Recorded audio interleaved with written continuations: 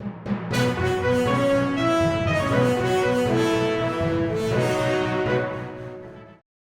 Ollanta Humala. Ya se encuentra con nosotros el doctor Carlos Torres Cabro, que el doctor ha sido congresista del Partido Nacionalista de Ollanta Humala. Buenas noches, doctor, y bienvenido al Final del Día. Buenas noches, encantado de estar aquí en tu programa.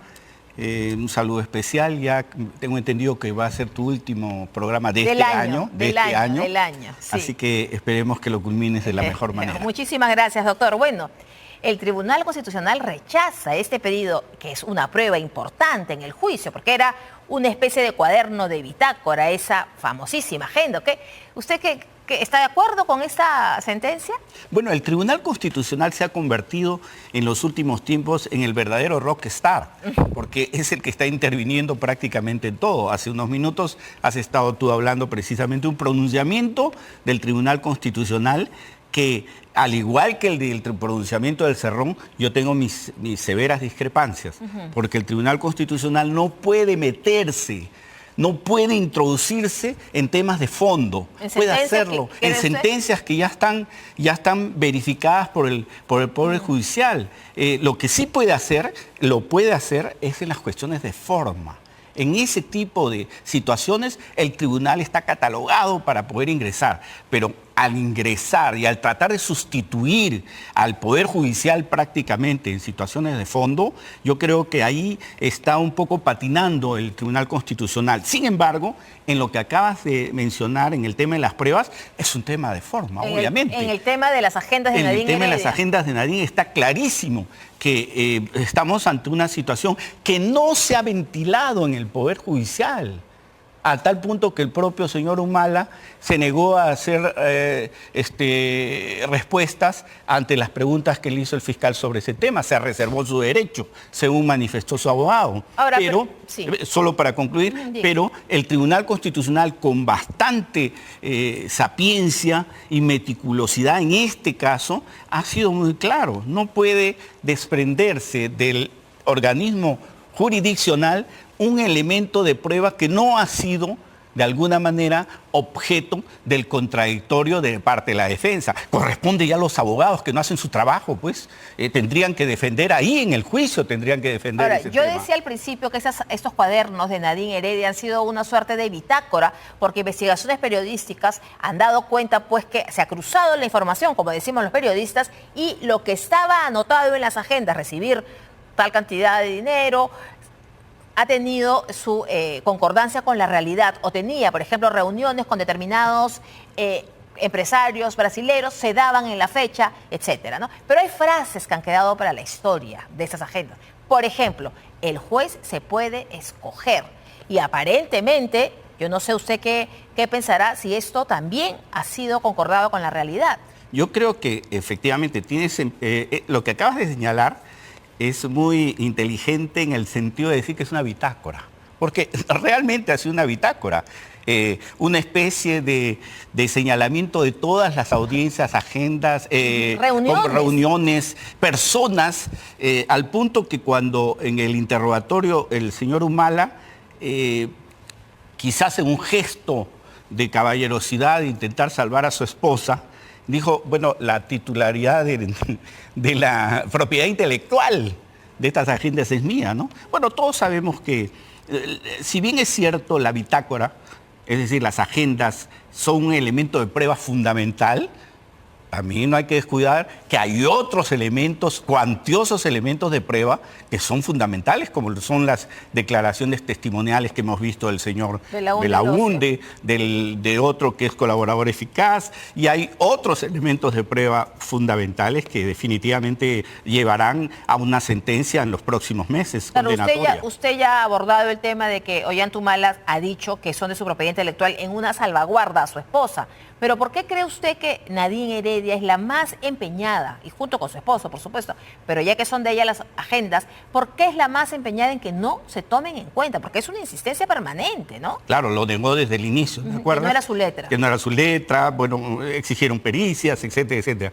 Ahora dice que hay tachones, una serie de elementos. Bueno, por una razón fundamental, porque para cualquier letrado en materia jurídica sabe perfectamente que esos elementos de prueba le involucran de tal manera que no tiene salida jurídica alguna si es que esas agendas no estuvieran ahí. Es decir, su situación es mucho más complicada de lo que ya era con las agendas.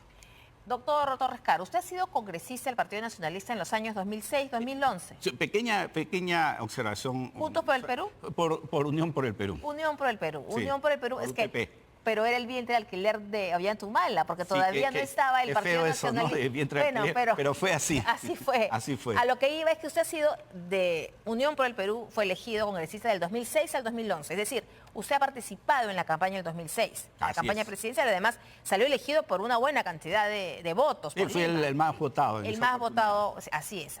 Lo he visto y han sido muchos votos. Martín Belaúnde Loza ha dicho que en esa campaña presidencial la plata venía de Venezuela en maletines, en valija diplomática, incluso que eran sobornos de empresarios venezolanos. ¿Usted ha sido testigo de algo de eso? ¿Puede dar fe que algo se tramaba entonces? Mire, eso era un tema que se escuchaba por todos lados, a tal punto de que yo lo cuestioné a Ollanta Humala. Y yo le dije desde un inicio, le dije, yo soy abogado, yo no soy contador para ver temas contables de dinero que entra esto. No, yo soy abogado. Entonces, yo creo que quien sí tuvo una participación fundamental fue el señor Martín Belaúnde Locio, porque él estuvo a cargo precisamente de toda la recepción del dinero, los gastos, etc. Bueno, él mismo lo ha dicho. De manera que en realidad su palabra es la palabra que los está condenando prácticamente al señor Humala y a su señora, ¿no? Eso, aunado a los otros elementos de prueba, definitivamente ni el Tribunal Constitucional va a poder en esta ocasión librarnos. Ahora, usted dice que eso se decía durante la campaña, es decir, ¿era un secreto a voces? No, porque lo decía la prensa. Recuerde usted que durante meses estuvo la prensa diciendo que venía dinero de Venezuela, incluso el propio Chávez intervino en varias ocasiones mencionando el tema de la ayuda a Ollanta, y fue Alan García que aprovechó esa oportunidad para sacar a reducir esos temas. Claro, fue un tema de campaña porque efectivamente Alan García tomó esa bandera diciendo que era el candidato de Hugo Chávez. Yo creo que esa fue creo que fue lo que nos llevó a perder, ¿no?, las elecciones en esa oportunidad. Ese hecho de haberse involucrado con este señor. Pues recuerde que para todos nosotros, los que éramos del movimiento, fue una sorpresa ver a este señor y a su señora sentados siendo recibidos por Chávez. ¿Cómo iba a ser una sorpresa? Pero si era el gran cambio, era la transformación, ¿no? Además, Ollanta Humala en ese entonces, para los que tienen memoria del año 2006, era el candidato del Polo Rojo. El candidato estatista. O sea, ¿cómo va a ser una sorpresa verlo con Hugo Chávez? En realidad lo fue para muchos de nosotros, porque muchos de nosotros apostamos por una verdadera transformación y fuimos engañados. Su hermano querido, Antauro Humala, fue traicionado precisamente en esa oportunidad. O sea, ¿cómo va a decir usted que cree que Antauro Humala fue traicionado? Fue traicionado, por supuesto. ¿Cómo así? Porque Antauro Humala, y esto hay que decirlo porque fue así, Antauro Humala fue el que preparó la mayoría de las bases a nivel nacional, que después lo sacaron a él. Pero Antauro Humala estaba preso. No, pero previa a su levantamiento. Bueno, al asesinato, previo a la... Previo a los actos que lo llevaron a la toma de comisaría. Y a matar a 4 policías, no nos olvidemos, Él fue el que, de alguna u otra manera, preparó el terreno para su hermano. O sea, tampoco se puede desconocer eso, ¿no? Y es por eso que también hay ese... Y después fue abandonado, porque después del asesinato, obviamente, cometido, la acusación, fue abandonado por el propio Humala, al punto que cuando fue presidente ni siquiera tuvo la opción de hacer algo por él, ¿no? Eso es lo que dice el hermano. Claro, ¿usted cree que debió indultarlo? Yo creo que en el Perú el indulto es una potestad presidencial. Y una potestad presidencial que el presidente podría haber hecho eso si lo hubiera querido. ¿Usted hubiera estado de acuerdo? Nada lo hubiera impedido. Yo hubiera estado de acuerdo tomando en consideración a la cantidad de reservistas que hubo que no tuvieron nada que hacer en esa materia de asesinatos que se cometieron. El mismo Antauro Humala ha señalado que no ha sido el autor de esos asesinatos hasta el último momento. Entonces, yo en eso no quiero meterme más porque desconozco muy bien los antecedentes del caso y como abogado me someto a los hechos y a las pruebas que puedan existir en el expediente, ¿no? Como usted es abogado, Antauro Humala fue condenado por la muerte de 4 policías y no se arrepiente. Además, yo creo que lo volvería a hacer, según él, ¿no? Pero, en fin, la entrevista no es por Antauro Humala. ¿Usted está alejado de la política, piensa volver? ¿Tiene algún movimiento en mente o está afiliado a algún partido? No, yo estoy en el campo que me gusta, que es la docencia, en el campo de la investigación académica. Acabo de terminar 3 libros de derecho, entre los cuales he hecho una publicación de un libro sobre las 13 constituciones del Perú y que abarca toda la historia del Perú. ¿No estuvo usted en Alianza para el Progreso en algún momento? No, hubo una conversación con César Acuña, una invitación que me hizo, pero no la acepté, no postulé, no quise entrar en política en esa oportunidad. Sí, le agradecí, ¿no? Ya que estamos hablando de APP, usted ha sido congresista 5 años, ¿no? Claro. Y acá hay una denuncia gravísima en el Congreso, ¿no? De que una persona allegada a APP, aunque dice que no es militante, pero que habría dirigido una red de prostitución al interior del Congreso. Tan es así que ahora tiene una investigación en el Ministerio Público por explotación sexual. ¿Qué responsabilidad política cree usted que le cabría a APP? Bueno, hay una tremenda situación entre manos que tiene el grupo APP y que tiene que resolver y que se tiene que investigar hasta las últimas consecuencias. Lo que sí yo debo decir, yo conozco a la señorita a la asesinada, yo la conozco, fue mi alumna, fue mi alumna en la universidad y conozco a sus padres. Conozco a sus padres porque su madre fue fiscal y su padre fue un hombre que estudió en el colegio conmigo, de niños. Entonces yo los conozco bien. Entonces toda esa patraña que se ha inventado de que ella sea una especie de jaladora de otras personas, reclutadora, eso es falso. Pero sí puede ser verdad que se han querido aprovechar de esas niñas indefensas, porque fue el caso de ella, porque a ella la sacaron del Congreso. Sí, la despidieron. La despidieron. ¿Por qué la despidieron? Esa es la pregunta que hay que hacer. Entonces usted me dice que usted conoce, ha sido compañero de colegio del padre de Andrea Vidal, de Andrea, la señorita claro, fallecida, asesinada. La conozco a ella desde la época de la universidad, ha sido mi alumna. ¿Y su mamá ha sido fiscal? Y su mamá ha sido fiscal.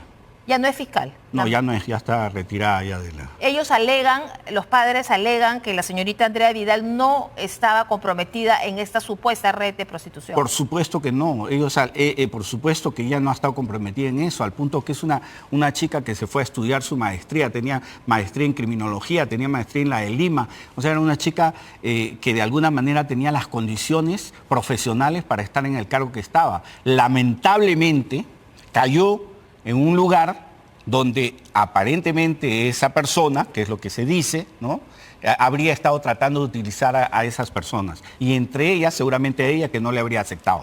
Por eso renunció, ¿no? Además, ella renuncia después de tener una discusión bastante fuerte con su jefe. ¿Qué le han contado sus padres al respecto? ¿Usted ha hablado con ellos? Mire, como comprenderá, he estado en el velorio, he estado con ellos, devastados.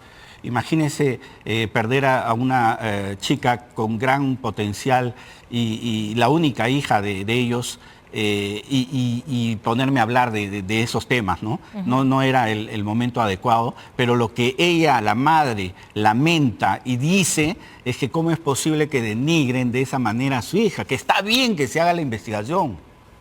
Que está bien que se haga la investigación porque puede ser hasta cierto punto verdad, pero otra cosa es que denigren a su hija, ¿no? Claro, debe investigarse. Ahora, este caso de la señorita Andrea Vidal es penosísimo porque ella es acribillada, 40 balazos. Esto no es normal. ¿Usted cree que, por ejemplo, el señor Eduardo Salguana, que es presidente del Congreso, debería dar un paso al costado como presidente del Parlamento, además que es de Alianza para el Progreso? ¿Tendría que dar un paso al costado mientras se resuelve esta investigación? Ese señor, como lo siento con excepcionales personas, deberían salir del Parlamento. O sea, este Parlamento está en una situación caótica. Hemos sido capturados por la podredumbre del país. No solamente a nivel de la institución del Parlamento, sino a nivel del Ejecutivo, Dios santo. Miren los ministros que tenemos. un ministro que deja en estado de inseguridad al país y a los ciudadanos. Estamos en una situación en la que cualquier persona puede ser acribillada en las calles.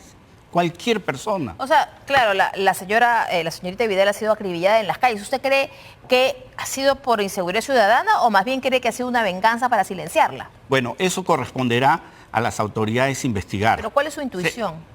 Mire, como abogado, yo podría pensar que hay mucho que investigar, porque no es casual que a una persona que se le despida 3 meses antes se le intente silenciar. No es casual eso. En este tipo de situaciones no hay casualidades. Yo creo que el balance que tiene el Poder Legislativo es penoso, es dramático para el país, porque no legislan en favor de la ciudadanía. Y lo que hace el Ejecutivo es peor todavía. ¿Cómo es posible que se mantenga una presidenta con el 1 o 2% de aceptación? 3% que cabe dentro del error estadístico, ¿no? Imagínese usted.